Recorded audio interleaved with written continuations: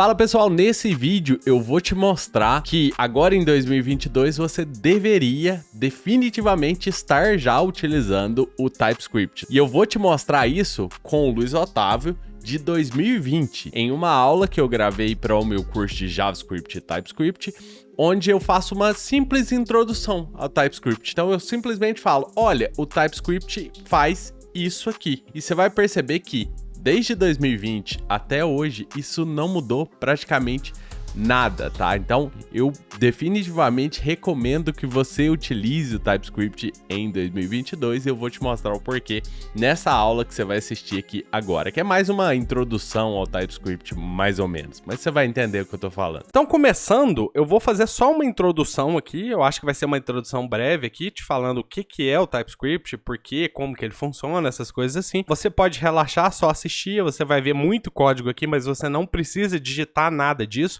porque a gente vai ver tudo isso nas próximas aulas. Então, começando aqui, o que é o TypeScript em si? Segundo o site do TypeScript, o TypeScript é um superset para o JavaScript com tipagem estática, novos recursos e que compila para JavaScript puro. E daí aqui eu adicionei algumas coisas aqui, retirei algumas, enfim, eu fiz uma tradução aqui do meu jeito aqui para eu poder te explicar o que é o TypeScript em si. Então, a gente vai focar nessas partes aqui, ó, superset, tipagem estática, novos recursos e compila para JavaScript puro, beleza? Se você quiser dar uma olhada lá no site oficial, é typescriptlang.org, no caso. Se você quiser acessar lá, já ir vendo alguma coisa, lá tem uma documentação bem rica também, já pode te ajudar com isso aí, beleza? Então vamos observar o que é um superset. Se a gente vê as versões do ECMAScript, sempre que é lançada uma nova versão do ECMAScript para o JavaScript, novos recursos são adicionados à linguagem. Eu tentei trazer a maioria dos novos recursos para você ao longo do curso todo e eu vou continuar atualizando sempre que eu puder esses recursos, beleza? Mas se você olhar, eu posso, por exemplo, pegar um script de ECMAScript 5 e rodar esse script num ambiente que tenha suporte para ECMAScript 6, no caso. E eu posso também pegar esse mesmo script e rodar num ambiente que tenha suporte para ECMAScript 7, no caso. Você vê que todas as versões são compatíveis com as versões anteriores. Só que, ao contrário disso, eu não posso pegar um recurso do ECMAScript 7 e rodar em um ambiente que tenha só suporte para o ECMAScript 6. Eu precisaria de um polyfill, alguma coisa, para adicionar os recursos do ECMAScript 7 no ECMAScript 6. Mas no caso, se eu pegasse puramente assim, um script escrito com recursos de ECMAScript 7 num ambiente ECMAScript 6, não rodaria e assim por diante. Beleza? Só que, se você observar, mesmo adicionando novas funcionalidades ao JavaScript, aqui no caso, todas as versões do ECMAScript continuam sendo JavaScript normal. Então, a gente não vai chamar ECMAScript 2016, ECMAScript 2020, a não ser que a gente esteja falando especificamente de um recurso do ECMAScript, por exemplo, 2020. Mas ele continua sendo JavaScript normalmente. Então, assim como cada nova versão do ECMAScript adiciona novas funcionalidades e novos recursos ao JavaScript, o TypeScript faz a mesma coisa aqui no caso. Então aqui, ó, eu teria exatamente a mesma coisa aqui, qualquer ECMAScript, qualquer versão do JavaScript. Se eu adicionar o TypeScript ao meu projeto, eu vou ter uma camada a mais de novos recursos. Outras coisas, um superset ou um super conjunto de coisas a mais que o JavaScript não tem. Só que a diferença aqui desses dois é o seguinte, sempre que a gente recebe novos recursos por um ECMAScript, se eu tenho um script escrito com recursos do ECMAScript 7 e o meu ambiente suporta recursos do ECMAScript 7, eu não preciso compilar o meu código ou colocar algum polyfill no caso aqui, porque o próprio ambiente já suporta os recursos. Aqui no caso do TypeScript, eu vou precisar compilar o meu TypeScript, aqui no caso, para JavaScript puro, porque o browser ou o Node, por exemplo, não vão suportar os recursos do TypeScript em si. Então eu preciso fazer como se fosse uma espécie de downgrade. Aqui no caso, compilando o meu código escrito em TypeScript para JavaScript. Eu até criei um novo slide aqui, ó, especificando essa imagem aqui, ó, se você observar, é essa aqui. Então se eu tenho o meu código TypeScript, com o JavaScript no caso, eu preciso, para que ele rode no Node, por exemplo, ou no browser, eu preciso compilar ele para JavaScript puro, e aí é isso que é a compilação, por isso que ele compila para JavaScript puro. Eu preciso compilar o meu código para JavaScript puro e só então executar no ambiente, por exemplo, Node ou no browser ou na onde você quiser executar. No caso aqui, eu deixei bem específico que a gente está falando de Node.js. No caso do Dino, o Dino já entende isso aqui, então não teria esse processo de compilação, no caso aqui, para o JavaScript para rodar a aplicação. No caso do browser, se você fosse utilizar o browser, aí sim você precisaria, tanto com Dino quanto com Node, você precisaria compilar o seu código TypeScript. Mas no caso do back-end, o Dino já vai entender toda a parte aqui de TypeScript aqui, beleza? Então, por isso que a gente precisa compilar o nosso código TypeScript para JavaScript. E todo esse trecho em azul aqui, todos os novos recursos que foram adicionados pelo TypeScript vão ser removidos na produção. Então, eles vão ser ou removidos ou convertidos para alguma outra coisa na produção. Além disso, na conversão aqui também, a gente vai ver isso ao longo da sessão, eu posso escolher qual o ECMAScript, para qual ECMAScript, para qual versão do ECMAScript eu vou converter o meu código TypeScript. Então, o TypeScript já te dá essa opção. Eu posso, por exemplo, escrever meu código aqui com todos os últimos recursos do JavaScript e daí mandar o TypeScript compilar para ECMAScript 3, se eu quiser, não tem nenhum problema. ECMAScript 5, qualquer versão que eu quiser compilar, eu posso, incluindo ES Next, né, no caso, que são coisas que ainda não foram aprovadas aqui no JavaScript, para entrar em algum ECMA novo aqui da versão, beleza? Então esse é o processo de compilação aqui do TypeScript para JavaScript. E a gente, novamente, vai ver isso tudo na seção aqui, beleza? Então, a tipagem estática. Imagina aqui, por exemplo, a gente viu o JavaScript ao longo do curso todo, então eu acho que você não vai ter dificuldade nenhuma em entender esse código aqui. Isso daqui é JavaScript puro. E aí eu quero te mostrar o porquê que a tipagem estática deixa o seu código mais seguro. Pode ter uma camada a mais de código, né? A gente precisa escrever um pouquinho mais, mas ele deixa o seu código mais escuro e talvez até elimine alguns testes onde você faça talvez uma checagem de tipo simples. Porque nesse caso em específico, eu tenho uma função multiply numbers aqui no caso, e claramente a intenção dessa função, como o nome diz, é multiplicar números. Então ela vai receber um x e um y que eu espero, na minha concepção, na minha cabeça, eu espero que o desenvolvedor mande 2 números aqui, e aí eu vou retornar um number também, né, nessa função, falando que x vezes y no caso. Se eu receber 2 e 2, eu vou retornar um 4, 2 vezes 2, beleza? Só que em algum momento do código, e isso pode acontecer em bases de código grandes no caso, ou até mesmo bases de códigos pequenas, eu garanto que com você já deve ter acontecido alguma coisa assim, aqui eu vou usar a minha função e por algum motivo eu recebo algum parâmetro aqui que não é do tipo esperado aqui. O JavaScript não vai reclamar, você vê que não tem nenhum nada grifadinho aqui, nem nada falando.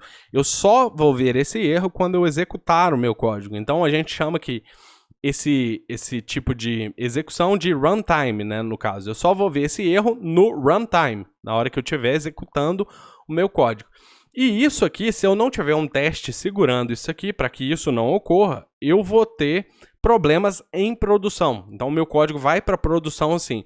Agora, você imagina se eu tivesse aqui, por exemplo, ao invés de multiply numbers, imagina se eu tivesse, por exemplo, um carrinho de compras aqui, fazendo a multiplicação de 10 produtos e aí, ao invés de eu receber alguma coisa que a função esperasse aqui, eu recebo um array de produtos.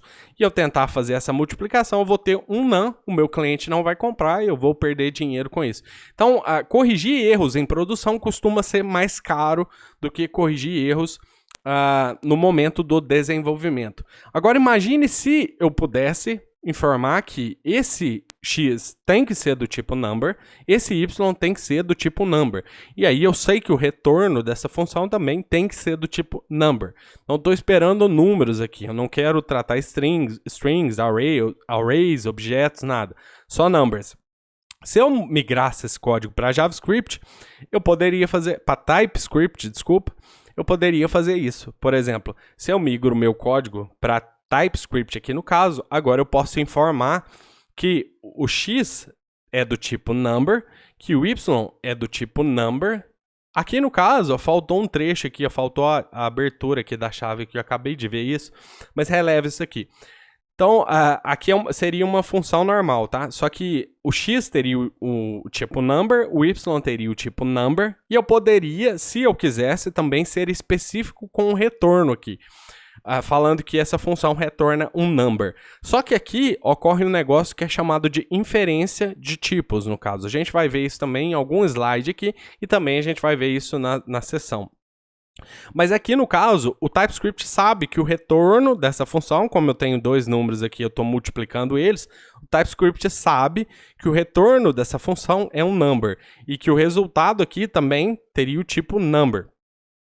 Mas no caso aqui, imagine que eu tente fazer a mesma coisa que eu fiz anteriormente. Tente multiplicar 10 por um array. No momento da compilação, no caso aqui, enquanto eu estiver escrevendo o meu código, e aqui cabe um adendo importante, o TypeScript fica o tempo todo executando e vendo as possibilidades de erro no seu código enquanto você digita. Então você não precisa mandar executar o código para você ver um erro desse. Então, no caso aqui, no momento que eu estou digitando o meu código, ele já vai me informar isso daqui, ó. Olha, o argumento desse tipo que você mandou, isso aqui é um array de números, tá vendo? É um array com números. Então, o argumento do tipo number, que é um array de numbers, não pode ser associado ao parâmetro do tipo number. Então, o parâmetro do tipo number é isso aqui. Esse tipo aqui não é esse tipo. Então, vai ficar esse erro aqui. Dependendo da configuração do arquivo de configuração do nosso TypeScript, que seria o tsconfig, no caso, .json, a gente não conseguiria nem compilar o nosso código aqui, no caso desse erro aqui, que é bem grave no caso aqui. Retornaria um none, dependendo da configuração, eu poderia compilar e executar esse código normal e retornaria um none em JavaScript, porque, lembra, isso aqui vai ser convertido em JavaScript. Mas no caso aqui, dependendo da configuração, se for muito restrita a nossa configuração, ela não vai deixar a gente compilar esse código aqui. Então, mais ou menos isso seria a tipagem estática. Simplesmente eu definir qual que é o tipo dos valores que eu estou passando para funções ou que eu estou colocando em alguma variável. Em alguns momentos eu preciso tipar, em outros não, porque a inferência vai entrar aqui, igual nesse caso aqui, ele sabe que o retorno da função seria um number, ocorreria a inferência de tipos aqui nesse caso. Beleza, além disso, ele também adiciona novos recursos aqui no caso. Então, por exemplo, tem coisas que tem no TypeScript que não existem no JavaScript. Por exemplo, a gente tem interface aqui no caso, essa outra interface, a gente não tem isso no JavaScript. Isso aqui seria como se fosse um contrato que eu falaria para a classe aqui, ó. Olha, essa classe precisa ter esse campo aqui, nome, do tipo string. Se eu implementar esse outro contrato aqui, essa classe aqui vai ter que ter também o tipo nome, o atributo nome aqui, do tipo string. Então eu tenho uma classe aluno aqui no caso que implementa esses dois contratos aqui. Então ela tem nome e tem sobrenome. No caso agora eu serei forçado a colocar nome e sobrenome, senão o meu código talvez nem compile. E daí, além disso, das interfaces, a interface em outras linguagens de programação geralmente é usada assim, mas aqui em TypeScript a gente pode definir simplesmente um tipo, no caso aqui. E aí o tipo, se você observar essa imagem aqui, ó, o tipo ele vai ficar nessa camada aqui. Então o tipo aqui ele vai ser eliminado em produção. Beleza? Então, esse tipo só vai ser usado no momento do desenvolvimento aqui no caso, e não na produção. Na produção vai ser executado só o seu JavaScript normal. Beleza, voltando aqui, a gente tem outras coisas interessantes. Por exemplo, no TypeScript a gente tem modificadores de acesso.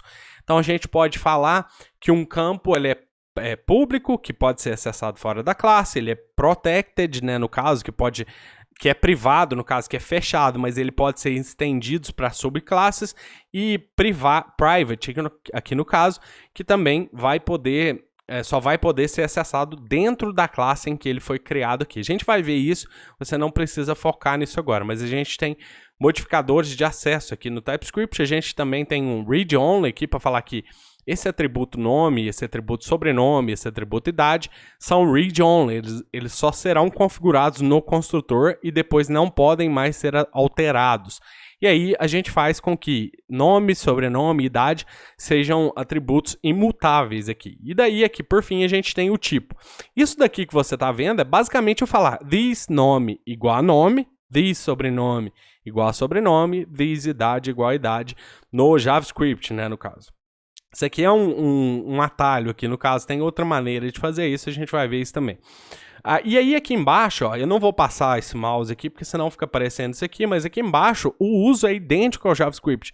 Então você pode olhar ali, ó, const aluno igual a new aluno, aí daí eu tenho o nome, o sobrenome ali no caso e a idade, e daí embaixo eu estou fazendo um console log no aluno, e daí o retorno é exatamente idêntico ao JavaScript. Aqui também a gente tem uma classe abstrata aqui com um método abstrato, e daí isso aqui também seria basicamente um contrato aqui que a gente faria com a classe dog aqui no caso. E daí agora a classe dog é obrigada a definir esse método makeNoise aqui no caso. E daí a classe aqui no caso eu fiz a mesma coisa da anterior que eu te mostrei, não se preocupe com o código novamente, eu estou só te mostrando recursos aqui. E daí a classe dog aqui está implementando o corpo do método aqui embaixo, aqui a gente está chamando ele normal ali, como a gente faria com o JavaScript normal. Eu falei de programação orientada a objetos anteriormente, mas o TypeScript não é só programação orientada a objetos, tá? Então a gente vê muitas pessoas utilizando TypeScript só com programação orientada a objetos, mas ele é multiparadigma. Ele modela muito bem o JavaScript em si. Então tudo que o JavaScript faz, o TypeScript faz também, beleza? Então, por exemplo, aqui eu estou definindo uma assinatura, um tipo de uma função aqui no caso, e daí eu posso falar que todas as funções que implementam esse protocolo, a gente pode chamar aqui, todas as funções que tem essa assinatura de corpo aqui no caso, né, que recebe x do tipo number, que recebe y do tipo number e retorna um number, elas podem receber esse tipo aqui. Então eu posso fazer assim, ó. Por exemplo, aqui eu estou fazendo adição, subtração, multiplicação e divisão. Então as minhas funções, elas vão sempre receber x e y no caso. E o x sempre vai ser um number e o y sempre vai ser um number. E o retorno também sempre vai ser um number no caso aqui.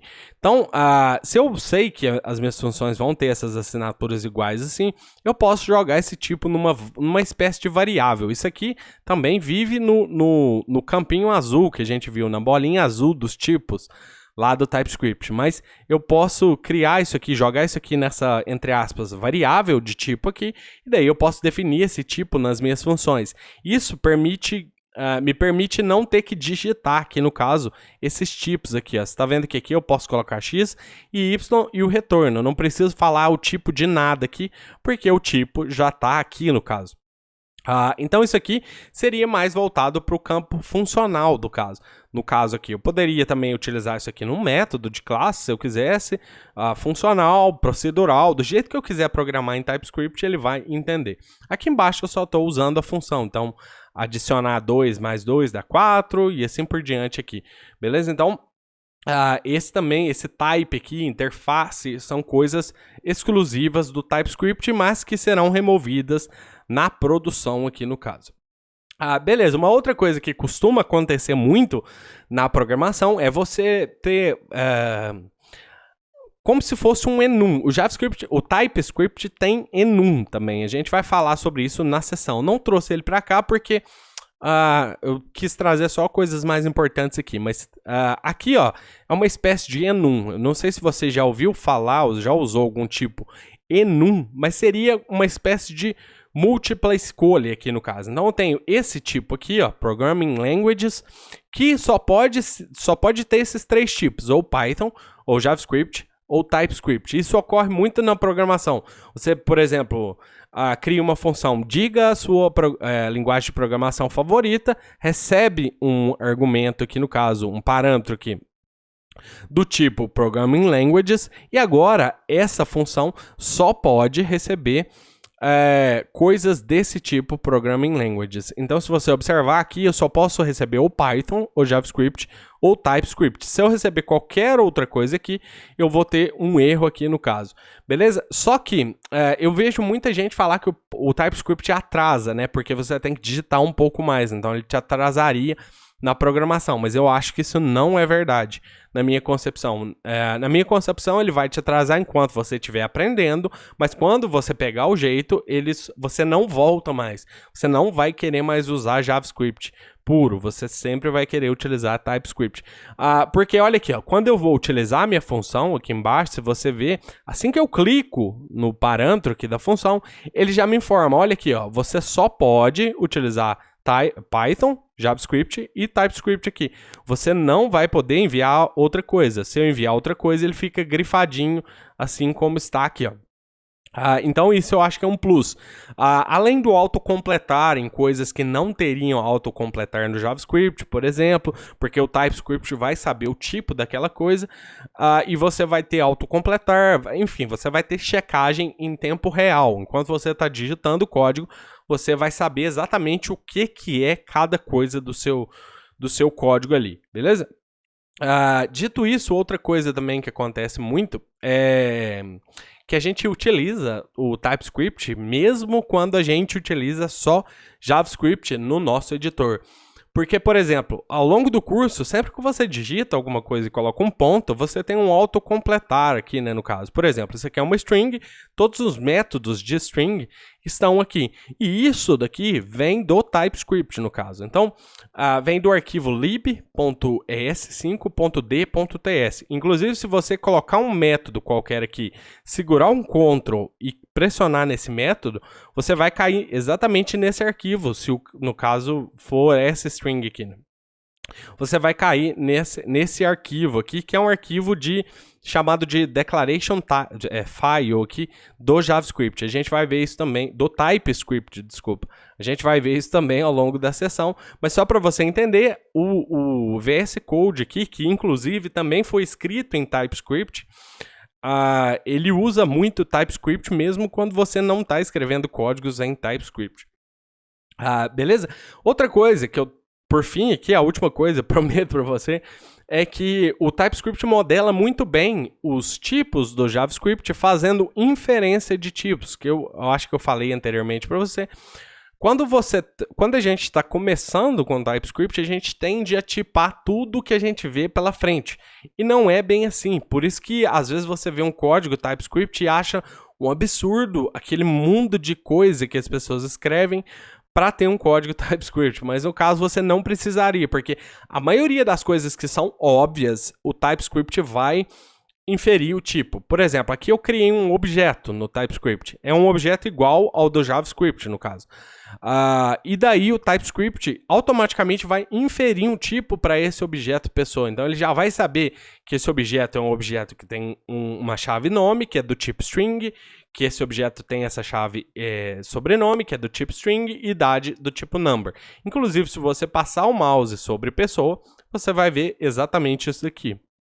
Então, esse é o tipo que foi inferido pelo JavaScript a essa variável pessoa aqui no caso. Então, a gente tem o tipo pessoa, que é o nome do tipo string, sobrenome do tipo string, idade do tipo number aqui, beleza? Então é isso, pessoal. Como eu te falei, isso foi basicamente uma aula que eu tinha feito no meu curso de JavaScript e TypeScript, que foi ao ar em 2020, no caso, tá lá até hoje a aula.